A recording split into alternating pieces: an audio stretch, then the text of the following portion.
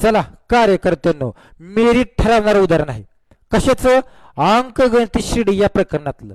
काय माहिती आहे का, तुम्हाला अशी एखादी मालिका दिली जाते, तिला आपण अंकगणित श्रेणी म्हणतो, आणि त्या सगळ्या पदांची बेरीज करा असं एक महत्वाचं उदाहरण असते बघा.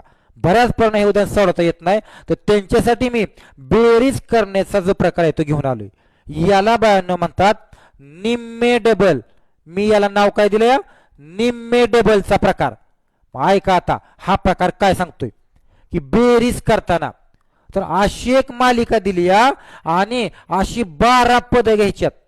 ही फक्त 4च पद आहेत. अशी वाढवत जावा आणि 12 पद घ्या, त्यांची तुम्हाला करायची बेरीज. तर पहिलं काम काय माहितीये का? निम.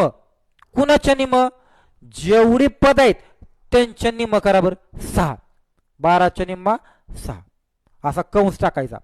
निम्मा संपला, आता डबल. कुणाच्या डबल माहितीये का? जी मालिकेमधला पहिला अंक आहे का त्याच्या डबल. 7 दुने 14 डबल केला. कुठं नाही कळलं? बाहेर निम्मा आत डबल अधिक.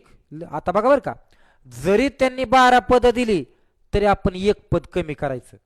आपण 11 पद घ्यायची, आणि या 11ला कशाने गुणायचं माहितीये का? या मालिकेमधला गॅप.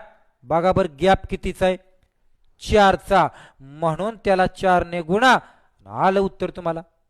बघा मग 6 तासाच आतमध्ये 11 चोक 44. बघा रे, आणि 44 अधिक 14 58.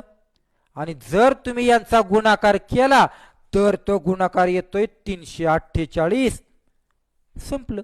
आले उत्तर. मग 12 पदांची बेरीज. हे काय ऑप्शन नंबर 2 हे तुमचं उत्तर असेल. कुठं नाही कळलं?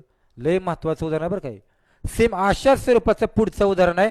हे उदाहरण तुम्ही सोडवायचं आणि बायांनो कमेंटमध्ये मला याचं उत्तर पाठवायचं. ठीक आहे? ओके.